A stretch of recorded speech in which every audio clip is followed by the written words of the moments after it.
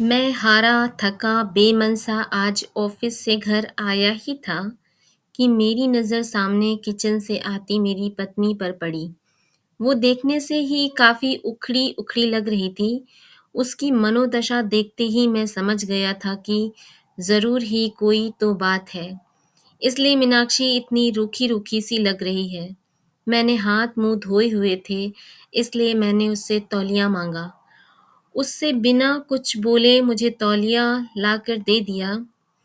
मैंने उसे कंधे पर हाथ रखते हुए पूछा, मीनाक्षी क्या बात है, आज तुम कुछ उखड़ी-उखड़ी सी लग रही हो।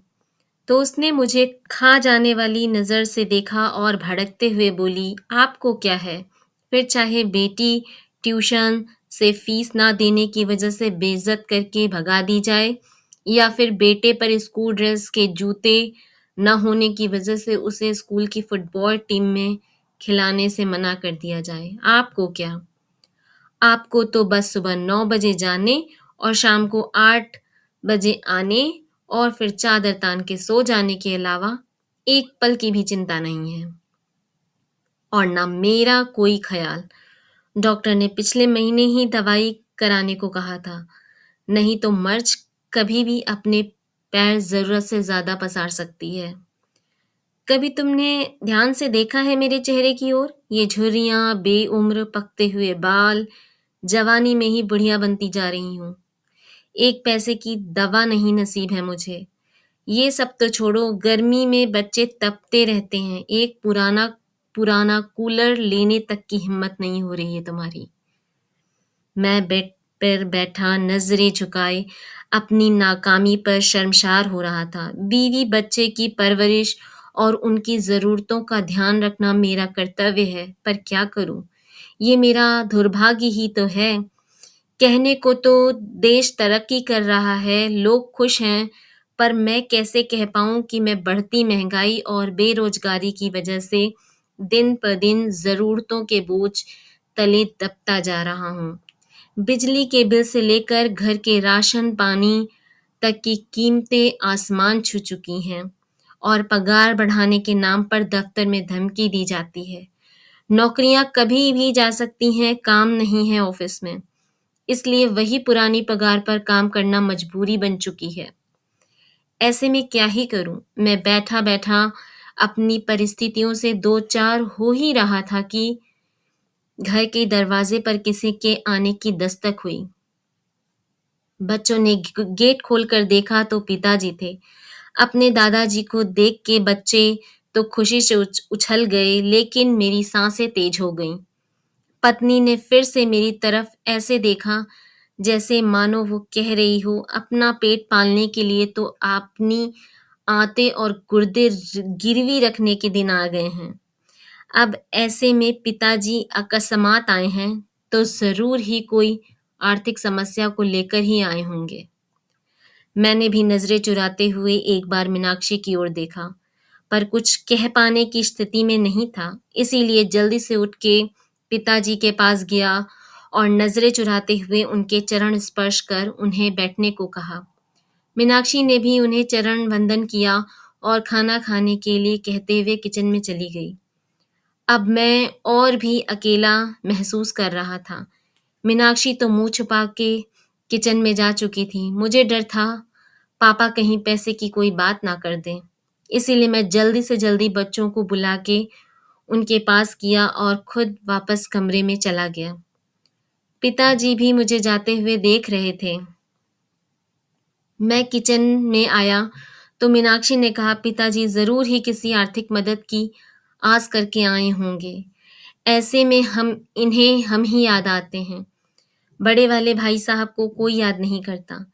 देने के नाम पर उनका नंबर आता है और जब कोई ज़रूरत हो तो सब लोग हमारे यहाँ आ जाते हैं।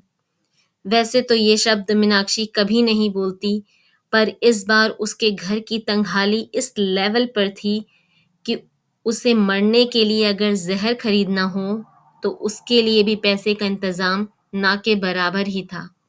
इस तरह मीनाक्षी लगातार मुझे बोले जा रही थी और दूसरी ओर मैं था जो कुछ कह पाने में समर्थ नहीं था। अंततः मैंने मीनाक्षी को चुप रहने के लिए कहा, तुम शांत हो जाओ। कुछ भी करके कल मैं तुम्हारी दवाई और बच्चों की ज़रूरत का सामान ला दूँगा। पर अभी के लिए पिताजी का मान रखो, उनके सामने घर में कलेश करने का मतलब उनकी मान मर्यादा के खिलाफ है। मीनाक्षी समझदार थी, पर उस पर आर्थिक तंगी का बुखार चढ़ा हुआ था, इसलिए वो बेकाबू थी। कहाँ से लाओगे? भीख माँग के या फिर खुद को गिरवी रख के? ये मेरा काम है, क्या करूँगा, क्या नहीं। तुम बस अभी भगवान के लिए शांत हो जाओ। अब मीनाक्षी शांत हो गई, वो खाना लेकर टेबल पर लगा देती है। अब पापा और बच्चे सहित एक साथ खाना खाने लगते हैं। खाना खाते टाइम पापा ने एकाएक मेरी ओर देखा और पास बैठने को कहा। मेरी सांसें और दिल दोनों ही तेज हो गया। कहीं पिताजी कोई मांग ना कर दें, क्योंकि मेरे पास अभी देने के नाम पर केवल वक्त ही था। उसके अलावा मैं ज़ुबान भी नहीं दे सकता था। पिताजी बोले, देखो, अभी काम ज़ोर चल रहा है, खेती का काम बहुत है, इसीलिए अभी की ही गाड़ी से वापस जाना पड़ेगा। मैं यहाँ रुक नहीं सकता हूँ। तुम्हारी माँ बहुत चिंता कर रही थी। पिछले पिछले कुछ महीनों से तुम फ़ोन और बात बहुत कम कर रहे हो, और ऐसा तुम तभी करते हो जब तुम किसी परेशानी में होते हो। ये तुम्हारी बचपन की आदत है। इसीलिए माँ के ज़ोर और मुझे मुन्ना और मुन्नी की याद सता रही थी, इसीलिए मैं आ गया। यहाँ तक तो ठीक था। अब मैं अवाक बैठा था कि पापा क्या कहने वाले हैं। मैंने एक नज़र मीनाक्षी को देखा तो वो किचन की चौखट पकड़े पापा की आड़ किए हुए खड़ी थी, और पापा आगे क्या कहने वाले हैं जानने के लिए उत्सुक हो रही थी। लेकिन आगे पापा ने अभी कुछ कहा नहीं, बस खाना निपटाया और मुंह हाथ धोए। अब पापा ने अपने कुर्ते की जेब में हाथ डाला और नोटों की गड्डी निकाली और मेरी ओर बढ़ा दी। ये देखकर मैं अवाक और सकते में आ गया। एक पल के लिए मैं स्तब्ध और निशब्द ही खड़ा रहा। पिताजी ने कहा, अरे पकड़ो भी भाई, अब तुम इतने भी बड़े नहीं हो गए कि हमारी दी हुई आशीर्वाद को ग्रहण ना कर सको।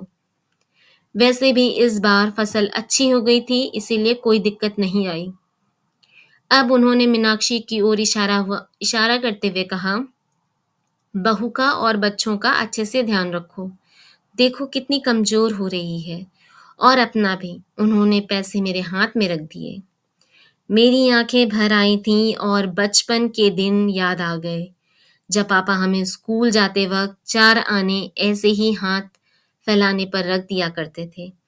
पर बस अंतर इतना होता था, उस वक़्त मेरी आँखें झुकी हुई नहीं, बल्कि प्यार और दुलार से ऊँची होती थीं। फ़िलहाल मीनाक्षी और मैं दोनों ही गलत साबित हो चुके थे, इसलिए खुद की नज़रें खुद से ही नहीं मिला पा रही थी। सच में, बच्चों के लिए माँ-बाप बोझ हो सकते हैं, पर माँ-बाप के लिए बच्चे कभी भी बोझ नहीं होते। वे हमेशा उनका ध्यान रखते हैं।